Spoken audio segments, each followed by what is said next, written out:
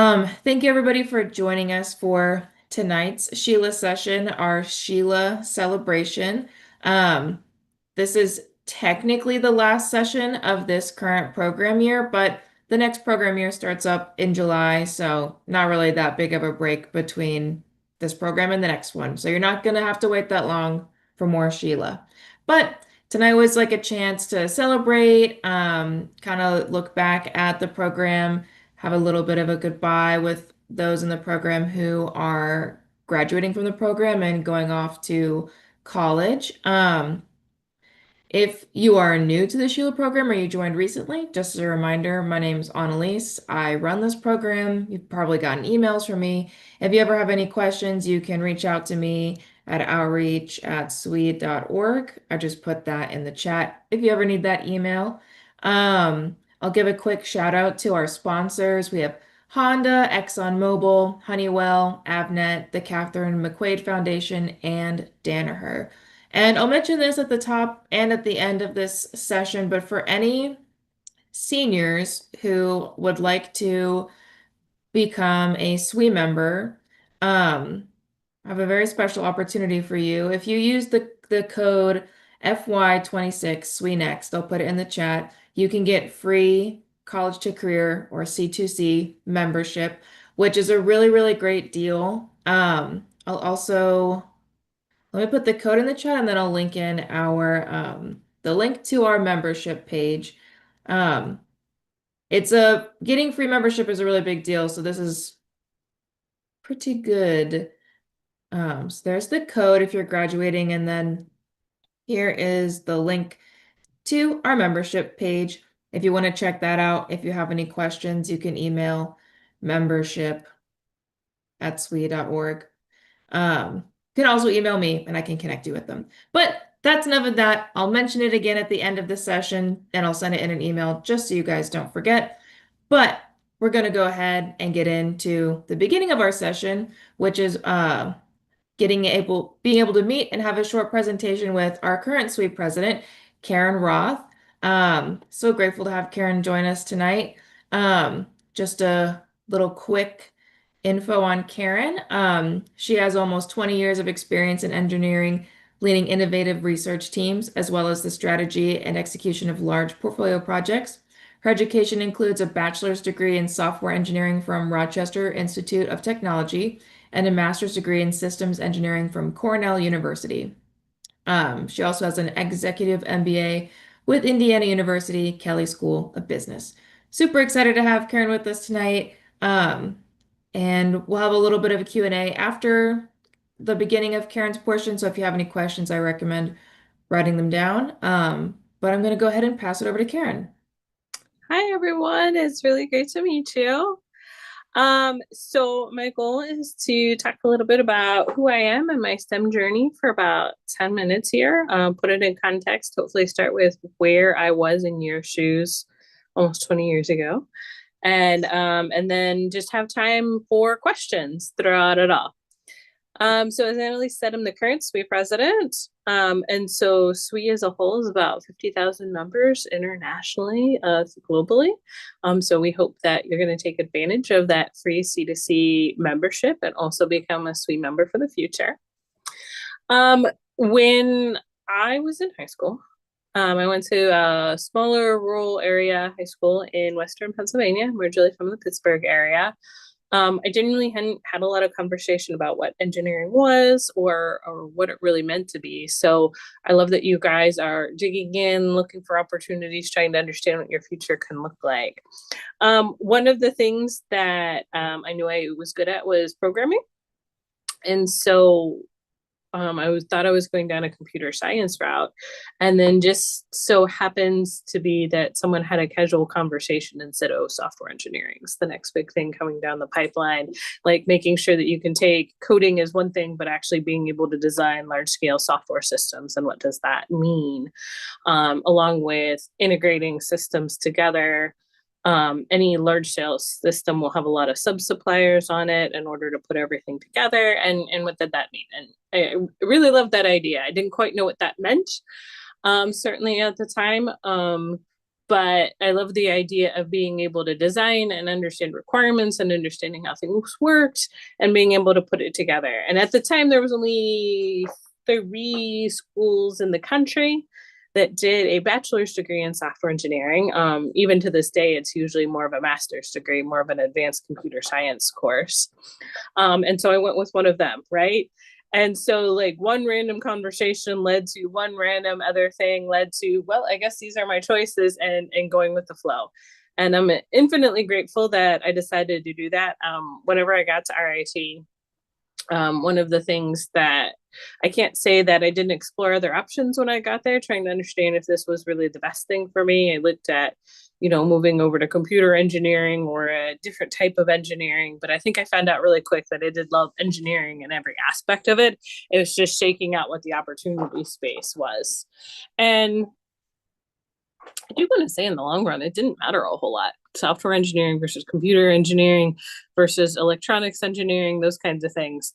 What employers are looking for from you is the ability to do engineering. As long as it's ABRED accredited, and you get, somewhat decent grades, 3.0 and above, after a couple of years, it will actually fade out a little bit. You're going to be an engineer, and being able to bounce around and through that is the important part.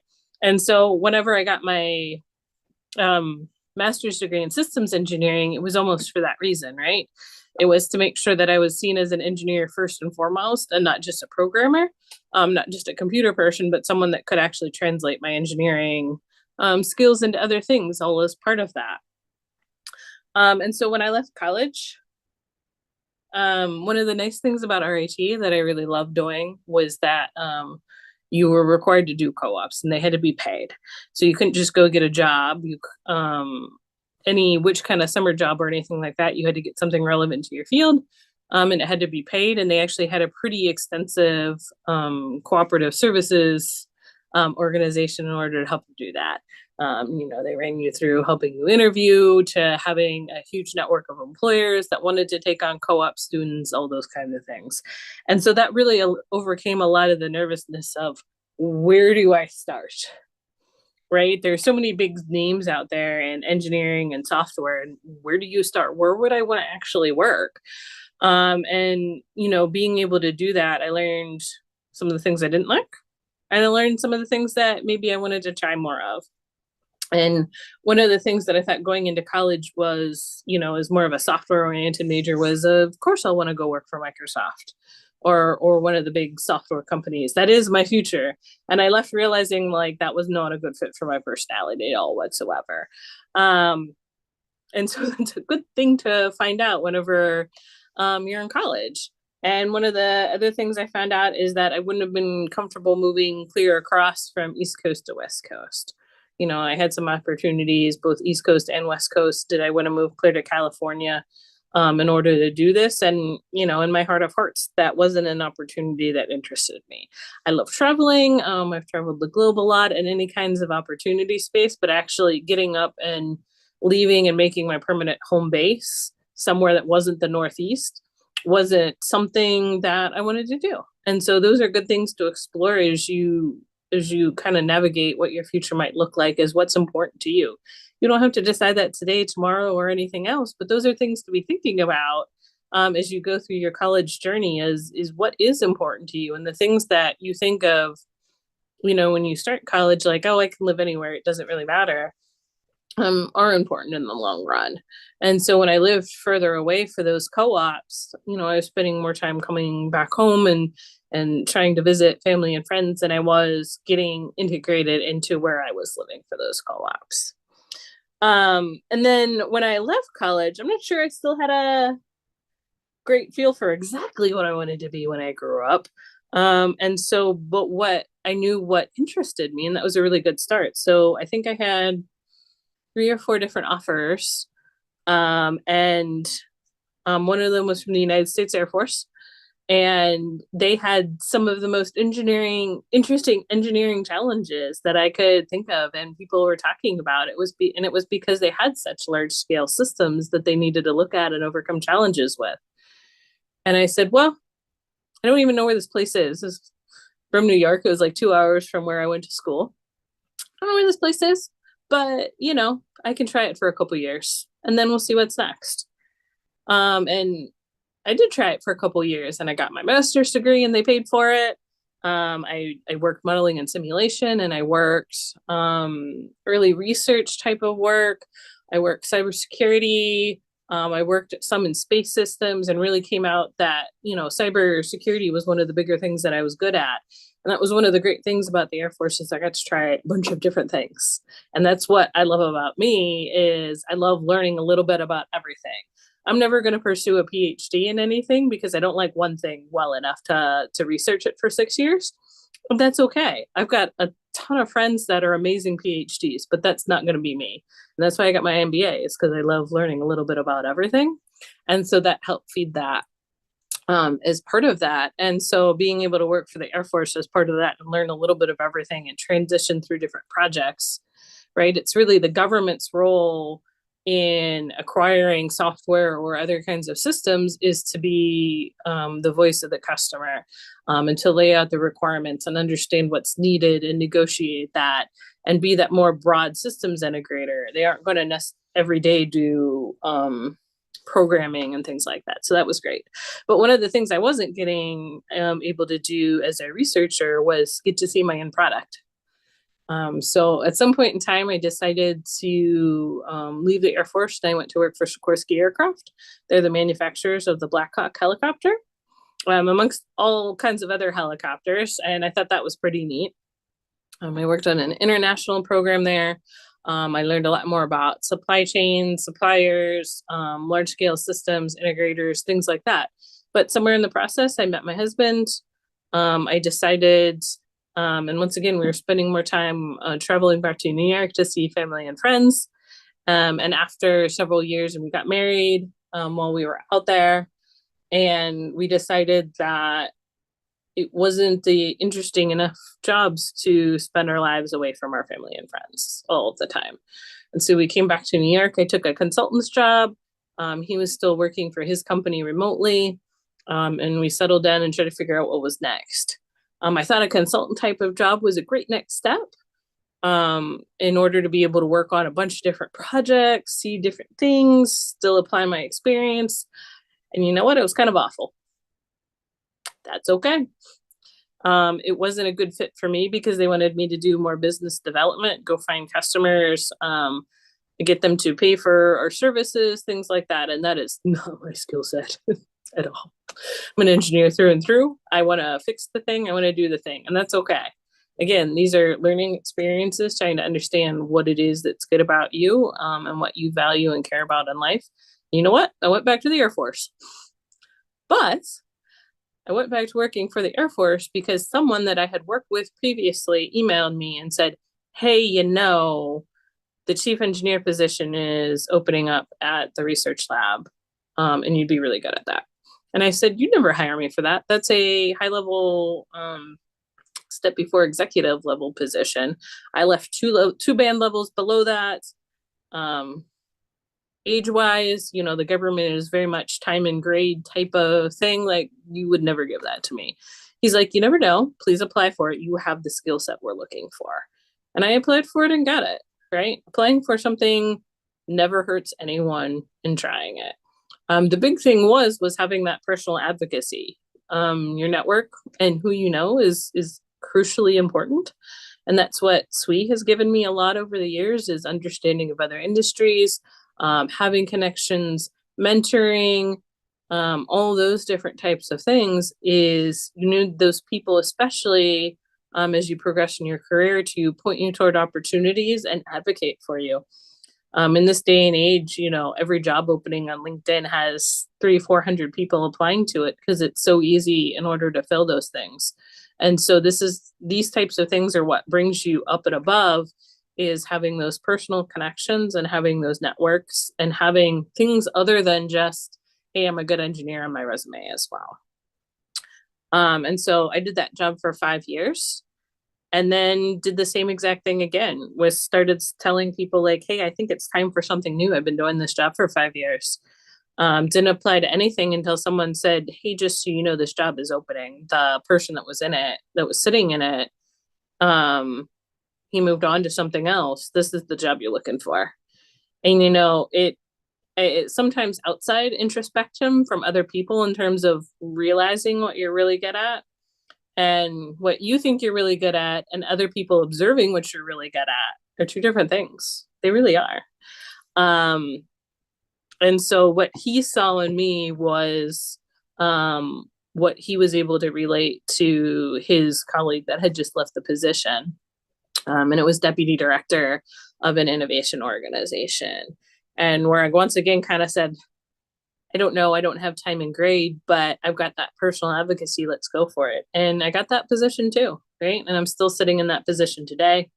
I'm deputy director of an innovation organization called AFWorks for the United States Air Force.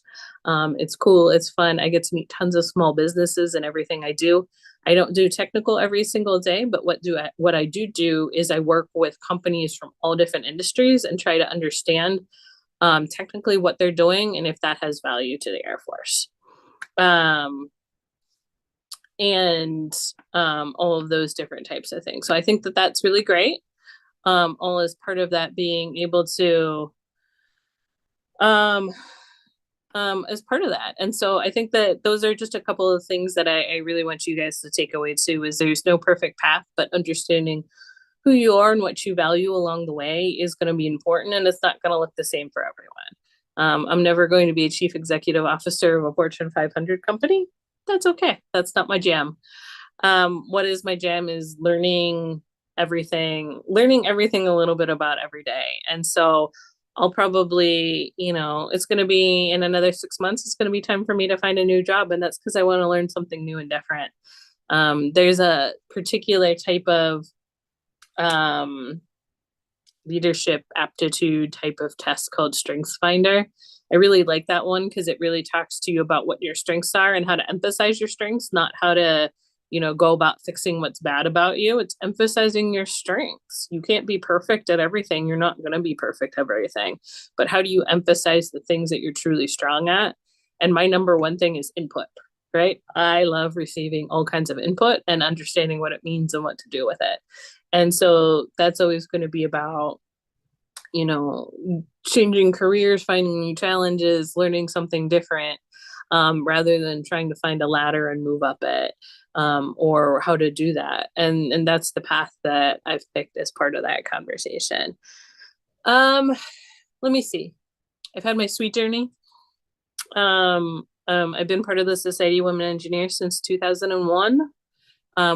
When my freshman year of my collegiate section. And I think that that's another one of those things, was something like SWE was what I really needed at the time, when there's still a lot of voices in college saying, you know, women don't belong. Why are you here? That's why women can't do this. Like, those voices are still there. I mean, they get drowned out, but having other people to travel that path hand in hand and help raise you up and point out and say, this is what you're doing right, this is what you're doing wrong, and have great mentorship through that. I got that through the Society of Women Engineers. Not everyone needs that path. Some people choose different paths in order to get that mentorship they need, but that was the type of group that I really needed. And the women that were with me through college are still with me today. And I think that that's one of the most amazing parts of that journey, is the lifelong friends that I picked up for that. I'm having conversations with two of them right now. They're arguing about, I don't even know what, but it's great to be a part of it. And that's just a phenomenal that deep of friendship started there in college as part of it, and was able to grow that. So find the people that can build you up and mentor you. And you can mentor back in turn, and you can give back to, and those will be the people that you have all throughout the rest of your life, whether or not it be for engineering and mentorship, or the people that are, you know, some of these women were part of my wedding, and, you know, I was the maid of honor in one of their weddings, and 3 of us are going to be in a wedding party in September for one of our other SWE friends. Like, those are the things that matter in life, or the life that you want to build together and who you want to have in it. And those are critically important. And the theme for this year for my presidency is Together We Rise, for that reason. But in SWE, After I left college, living in a more rural area, I'm something called a member at large. I'm not a member of a section. And so I actually started being involved in SWE in different levels in what was then regional levels, as well as other committees, and just trying to find a way to meet other people, but still contributing back. And so little by little, the people that I met through the society taught me how to be a leader, and they taught me how to lead committees, lead volunteer groups, right? Leading volunteer groups is really hard because no one has to be part of that group. They can shake their head and walk away. This is not, we don't give them money or anything like that. Their currency is we're giving them satisfaction that they're contributing to the mission of women engineering. So you have to learn how to tap into that thing that they value in order to bring them together as a team and lead them. And so I've actually been able to take a lot of those lessons learned back into my work life too. Being a chief engineer, I didn't have a team that I supervised. I had a team I had to lead, but they weren't my direct reports that I had to supervise. So how do I make sure that they all stayed in alignment and move forward? I got a lot of great lessons learned from my volunteer life as part of that. And then that's how I started learning about then governance, the board of directors, what it means to run a society. I was on the board of directors for 4 years. I rolled off. I had my kids. I have a 5-year-old and a 2-year-old. The 5-year-old just graduated kindergarten today, so I'm very excited about that. And then I said, I'm not done with SWE. And I came back and I applied to be the president-elect, and it worked again. And so having some laser focus on what you value, knowing when to step away, when to come back, you know, you don't always know in the minute that you're doing it, but having enough self-reflection to know when you're done or not done with something too is also part of that. And so I think that that's, you know, kind of a snapshot for my journey. I tried to give you a couple nuggets of what I value, why I made the decisions I did along the way, but I'd love to have some questions from you guys as well. Yeah, thank you so much, Karen. For anyone who has questions, feel free to either raise your hand or put them in the chat. Already got a quick question from Layla. Layla asked, how would you recommend looking for a job in a certain engineering field after college, or where to start looking if your school doesn't offer a program that would help guide you? So two things. Almost every college or university does have some kind of program that helps you. So definitely go looking for that and make sure you take advantage of those opportunities.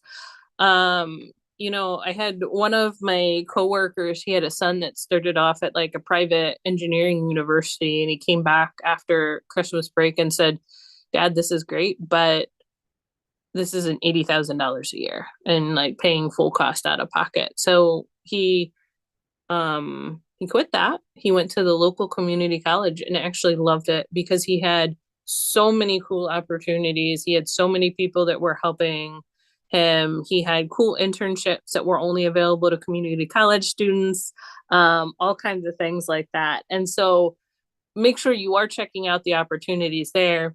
But then secondarily is organizations like SWE. Every year when we either have an annual conference or our We Local conferences, they always have a career fair attached to them. Almost all of my job opportunities came from those career fairs and not necessarily my school ones where we were all kind of fighting against each other at the same time, looking for jobs.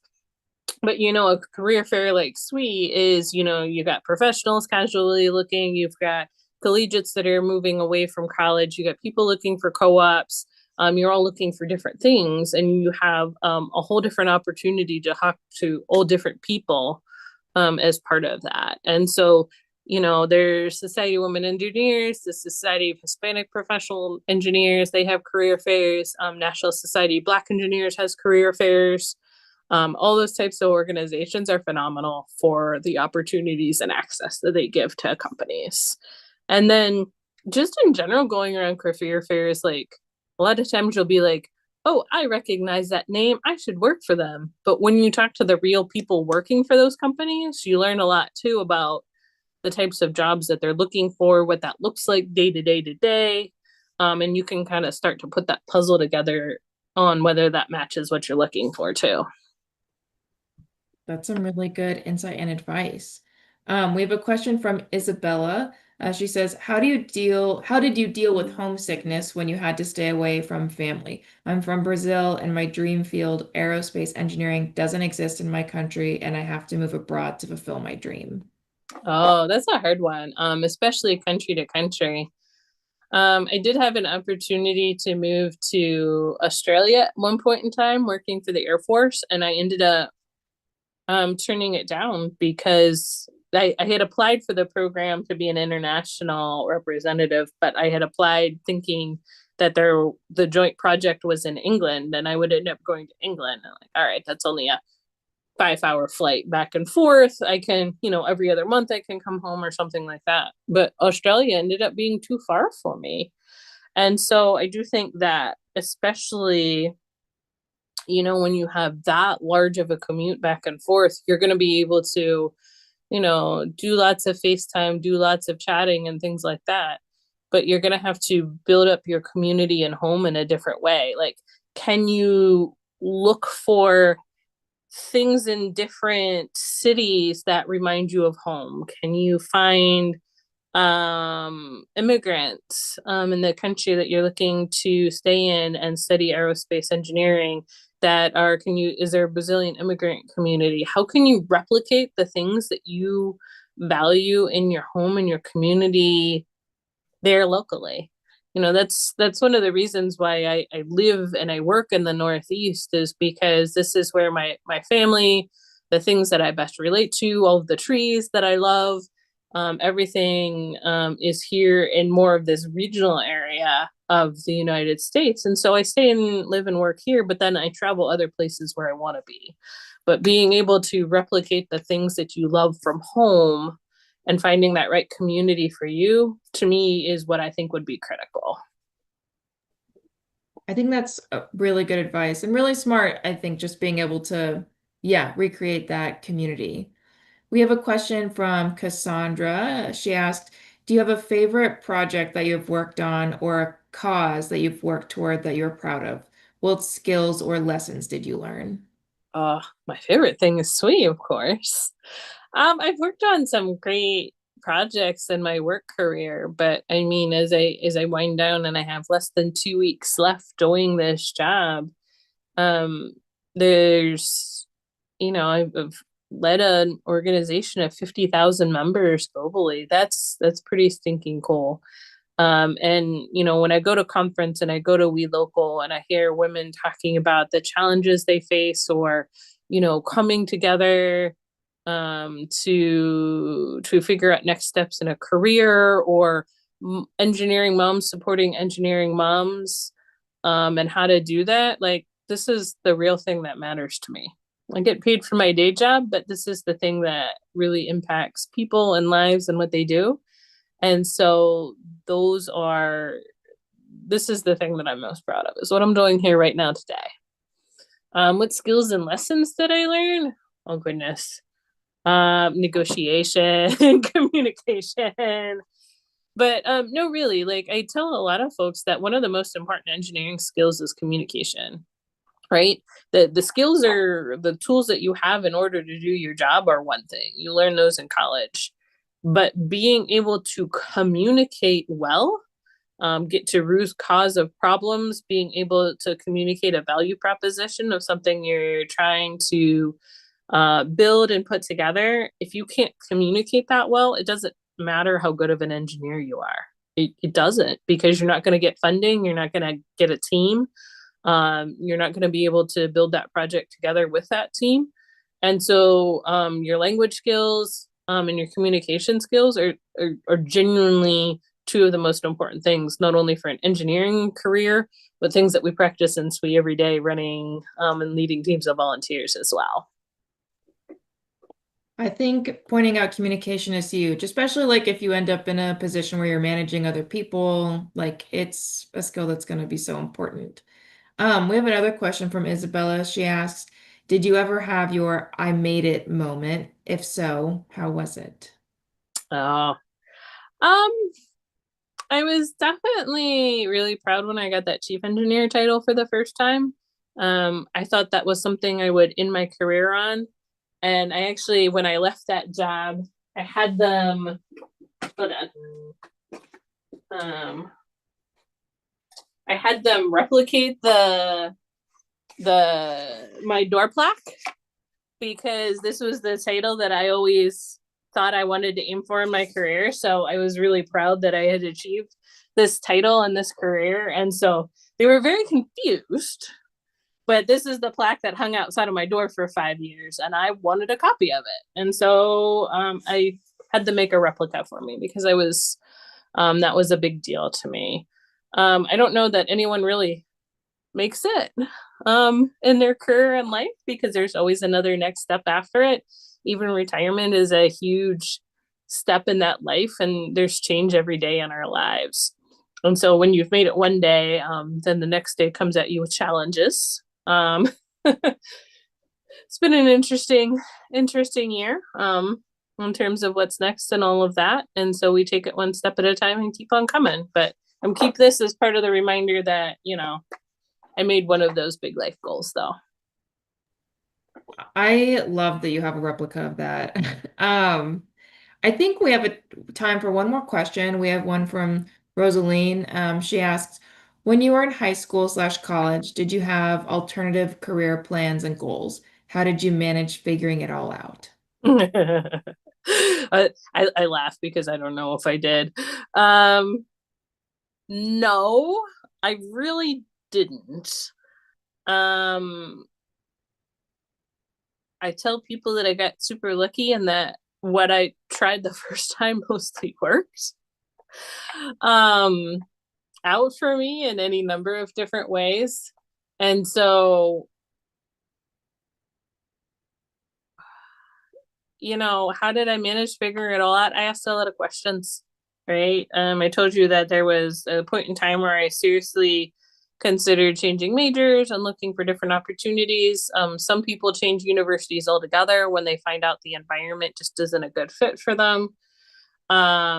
But just asking a lot of questions and understanding life and trying co-ops was a huge thing for me to be able to try out different things. I did one that was research, I did one that was testing.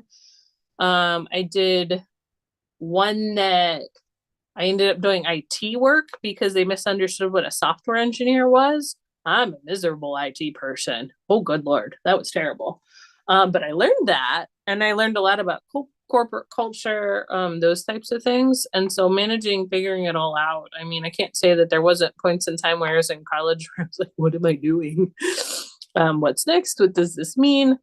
But at the end of the day, we all need to get paid. That was priority number one. And so when you get priority number one, if I'd like to be paid because I need somewhere to live, I need food to eat, that makes decisions a lot easier in terms of, well, I'm going to try this. And I've proven that I can change jobs through co-ops. And so the worst case scenario is I try something else, and that's okay. And so, I mean, we can argue that that's everyday life too. I mean, my kids have proven to me that I can't make for a plan in life and have them stick to it. They're certainly not going to do that. They have no interest in any plans that mom makes. Let's be fair. The little one is extra testy. But I think that's key. And I mean, I'm not done with my career. I've got 10, 15 years left. And in the next 3 to 6 months, I'm probably going to resign from the Air Force again and find something else. And I think it's time to maybe try a different sector. I've done defense work from the entirety of my career. I think it's time to try a different sector. And that's a little scary. Like, I'm trying to figure it out. I've got lists. We're engineers. We work through things systematically, and we take it one step at a time.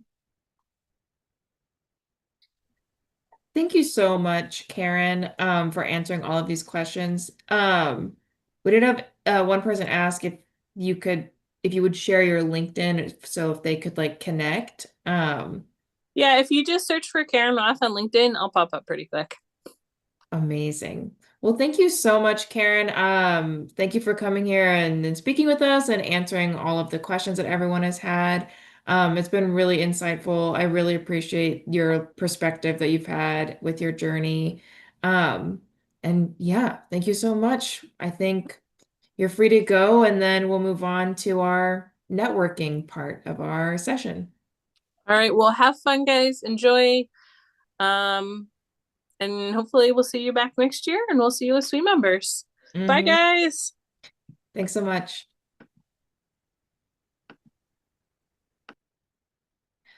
Okay. Well, that was great. Karen was amazing. Really appreciate all of her insight. This next part of the SHLA session, we're going to break out into breakout rooms. I have some it's basically this is just a networking opportunity. I know sometimes in these sessions, there's not always opportunities for all of you to be able to talk to each other and get to know each other. So we'll go into breakout rooms. I will share my screen in the breakout rooms. I have a list of just like networking questions that you can ask to get yourselves started. You can come up with your own questions. You don't have to use the list that I've come up with. This is just a good place to get you started. So we'll go into breakout rooms for maybe 15-ish minutes. We'll feel it out. And then when we come back, we'll just kind of do like a general debrief about what you all talked about in your breakout room. So I'll go ahead and get that set up and then share those questions that I have. So give me 1 second here. Perfect. We just have a few minutes left here. Does anybody want to share like one of the questions that was on the networking list of questions is something that you hope to achieve next year. Does anyone want to share maybe something that they mentioned that they hope to achieve next year? You can either say it or put it in the chat. Either way works.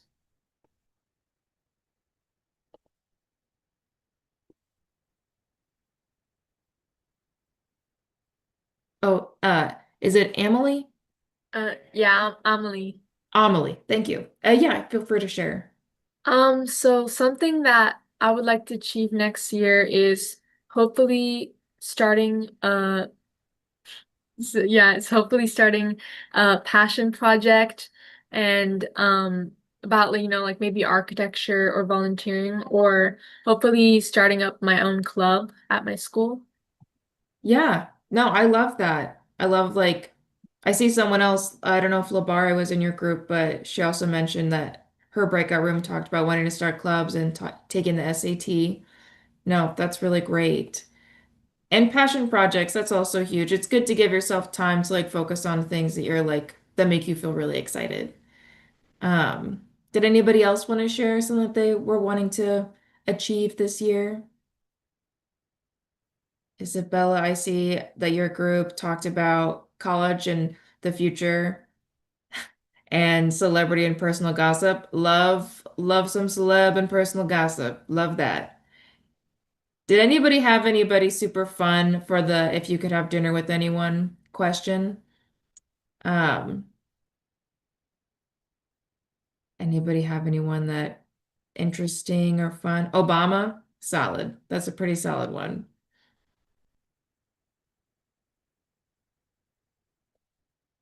Okay.